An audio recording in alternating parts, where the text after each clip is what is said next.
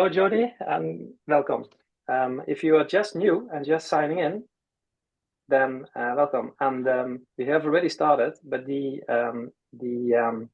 question I have for you, if you want to put it in the chat, is what does purpose mean to you? It doesn't have to be your purpose, but what's purpose? I was just telling about when I was 28, I ran into a burnout, and that forced me to look inside. It forced me to answer questions like how could this happen? Where did I go wrong? But it put me on a track of inner work. And today I know what it's called. It's called interoception and introspective work, looking inside, registering what's going on. I had to do that in order not to fall back into a deeper swamp of burnout. And a real burnout is not something I can recommend, but it has been a turning point in my life. At the point, it was a catastrophe. Today, I'm 50 today. 22 years later, I started to talk about it. It took me that many years to get rid of shame. But it has been the best thing that could happen to me because it put me into contact with myself. And it's very weird if you haven't really explored the inner you, if you haven't really done that work, it's really weird what you feel and what you actually meet inside of you, your fears, your demons, your hopes. And since then, basically every day, I've asked myself the question, so what is it that I'm going to do when I'm grown up? What is it that I really long for?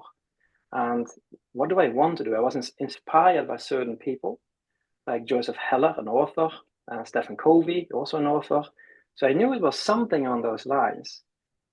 And but I wasn't really sure what it is. And I've been always been the seeker. And this way, I mean, there are two tracks in our lives. There's the inner game here, and there is the outer game you're taking.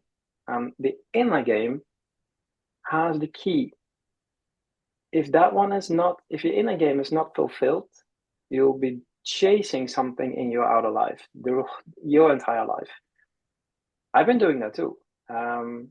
Some do drugs, some do wine, some do companies, start company, sell company, start company, sell company.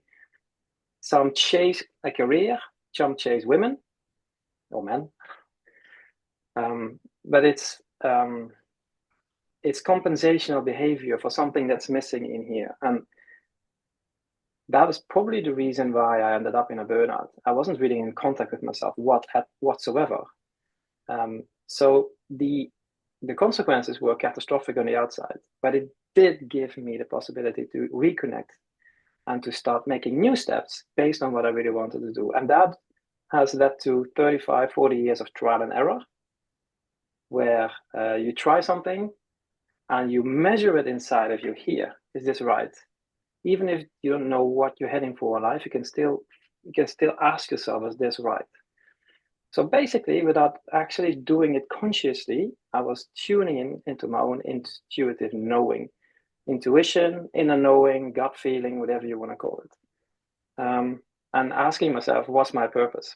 On a daily basis. And if I mean daily, it is daily, and more than once on a daily basis. This has been constantly with me. So at some point in life, I will do it fast forward here. At some point in life, I started to crack that code. I started to crack my own code or my own keys and started to find a direction that is more towards self-fulfillment. And during those years, if you don't know my CV, my career, if you look at my CV, it looks on my LinkedIn, it looks good. It looks sales, it looks leadership, start my own company, 2018, nice companies, nice logos, doing well. It's not fake, but it's the story behind it that is the actual real story, the inner journey. So when I started my own company in 2018, I really had no idea what I was doing. I just wanted to self-express. I wanted to build a company that reflected, this is me, and this is what I want to do in life.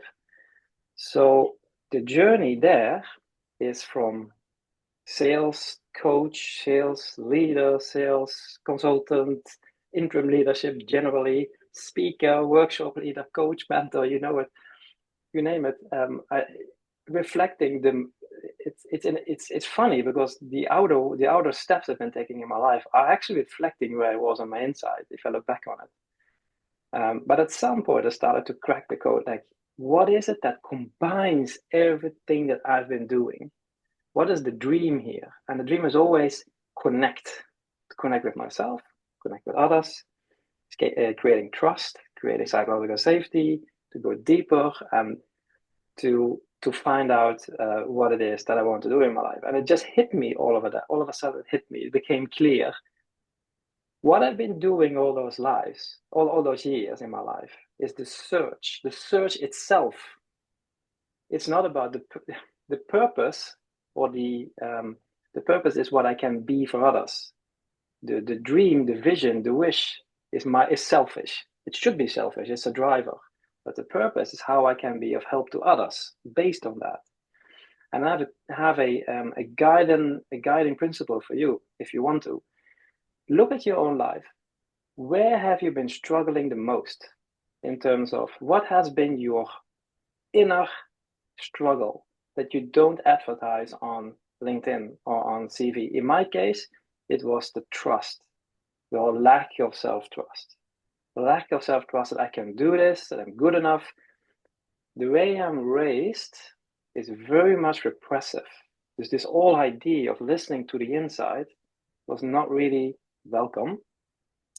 So to dig that up in me and to start to self-express that is for me linked with fear, and not expecting anybody to actually agree with it. So call it whatever you want, it's a wound, and that wound itself, the lack of trust, the lack of freedom, or the fear of being stuck in a life that you don't like, can be a relationship, can be a job, can be a company that you've built and you're stuck in it and can't get out of it.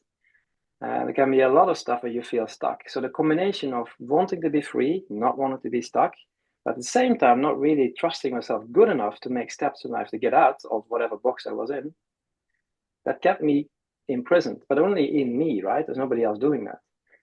So this has been my inner struggle, which you don't see on CV, on LinkedIn, but you can see it if you look closely, because I always start new stuff and then I stop, and then I start something new and then I stop.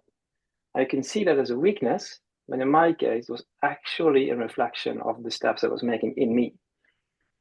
And how to tune into your own inner knowing, your intuition, how to be sure it is intuition, how to be sure you can trust it, that it is not fear or instinctive behavior or fantasy or bias or wishful thinking or just out of your mind completely.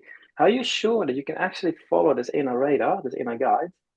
That itself has been a part of cracking the code, and I've created a method around that, a method that I've then tried and tested, and that today is decoding intuition. That's the educational layer behind the community that today is the intuitive leader. Then on top of that, I started to ask a lot of questions, because there was still this part of me that thinks like, okay, it works for me, but does it work for others? So the first clients confirmed it, but on top of that, I've done roughly 50 deep interviews with people, some of them on my podcast, founders, professors, and I can share with you when it was not a click. It was when I was talking to a professor called Professor Victor Dörfler. He has interviewed 19 Nobel Prize winners, and he asked them, how do you get to your scientific breakthroughs? And spoiler alert, it was intuition. They made intuitive leaps, which they didn't understand why or how themselves. And then they started to work their way back with rational, sequential thought analysis. Could take years, could take decades. But if they got to that point that they connect the dots and could explain it, it was a breakthrough, and I got a Nobel Prize winner. And that exact same behavior I've seen in myself, not on Nobel Prize level, but still with my breakthroughs, I've seen it with my clients, and I've heard it from the people I've interviewed, either on my podcast or in just as research. And that's why I believe that intuition is there to guide you right into areas that probably feel uncomfortable. I can attest to that. It can create fear, emotional reactivity, but it's not the same thing as the original path, the original intuition. To keep those separated is really important, because later today, I'm going to talk to two groups of founders in, well, it's a group of people here in Sweden. It's a network. And many of them are serial entrepreneurs. They're spending their whole lives building companies. And there's one thing they all have in common. Actually, there are two things. They've all seen the abyss, like right next to the abyss, like one more month without money, we are dead, that kind of abyss. And they've all had stomach pain. They all had like taste of blood in their mouth, just like me in this journey. But they also always believe that if my gut tells me to go forward, if my gut tells me to make this investment, if my gut tells me to stay put, don't give up, they did it. And is that stamina that only intuition can give you, in intuition as in the definition of inner knowing that this is right. That is a long introduction, long story. Mark Shanslan, yes, stomach feeling.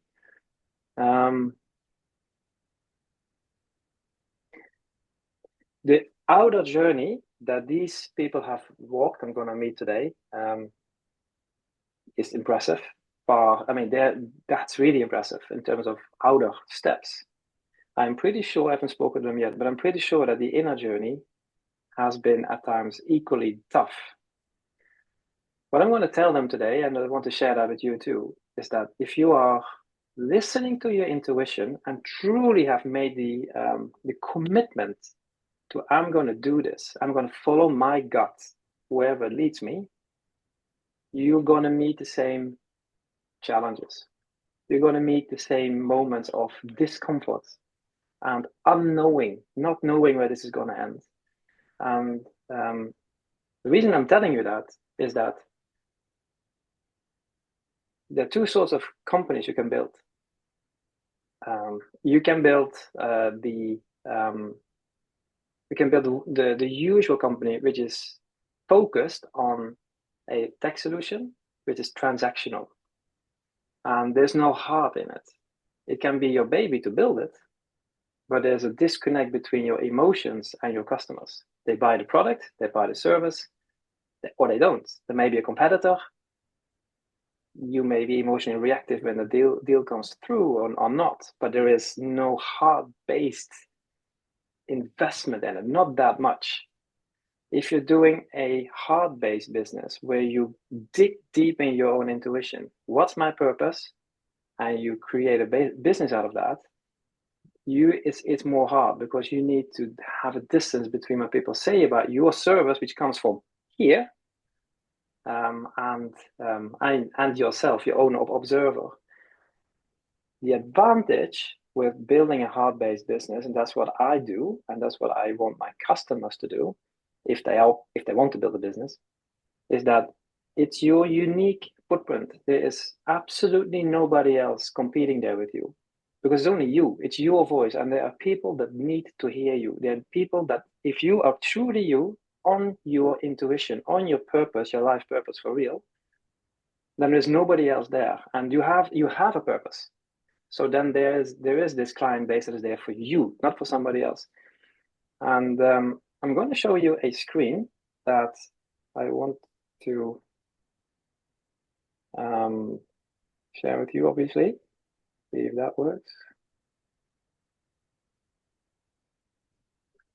No. No. You see this man walking on the beach, right? Yeah. I want to share this with you. Yeah. So forget that it is an ugly. Apart from that, it is a very ugly, ugly slide. This sort of summarizes the journey that I've made and the journey that some of my customers are already making, and that I want to help people with. But in any case, if you do it or not, it doesn't matter. I hope it gives you some inner clarity before it gives business clarity. And it starts off with the longing, like this often vague longing. What do I want in my life? But this, you have to be selfish. In my case, freedom. I want to be able to go where I want to. I want to have an online community. That gives me the freedom to write a book and to give back to the people that I help. But it takes decoding. It takes here. It takes work on the inside to do it. This is the decoding part. Then you want to ask yourself, what's my purpose? It can be the same thing as your longing, but often the longing is more vague. The purpose is often more clear, and it's a bit of a wider connection. I'm not looking here for people that say, I want to save the world, I want to save the ocean, I want to save the fishes. It's still close to you, but it is a wider purpose. And it's probably connected to your struggle. In my case, self-trust and self-trusting my gut, basically. And finding out what the bleep I'm going to do in my life if I'm big. So the struggle that has been with me and still is in many ways is my wound. It will never leave me, but the struggle gives a lesson. It gives the capacity what I can give to others. This is purpose. This is your unique footprint in your way. And if you can translate it into a business purpose, and then it's positioning and it's authentic. From here, we have to start thinking, okay, so what if this is a business? What wordings? How do you going to go? How are you going to go to market with this in a way that's still very practical? It's still method. It's still building a company and probing the market, but you stay with your authenticity.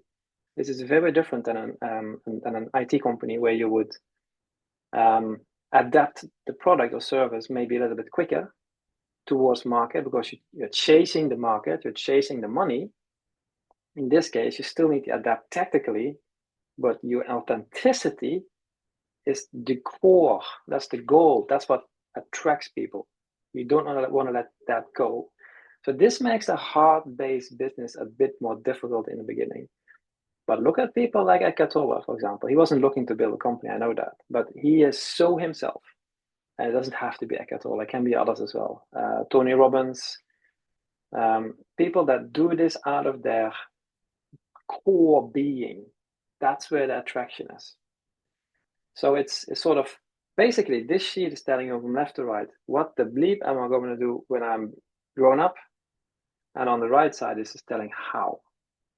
This becomes very tangible, and the funny part is that I'm full circle now because I hadn't the fourth step, the practical step of go to market with my own ID. That wasn't part of decoding intuition from the beginning. It's actually customers that have asked that. And now I'm back to where I started with the sales thing, the sales coaching. Quite funny. Yeah, see if there's some customers and some clients and some testimonials that are, let's start.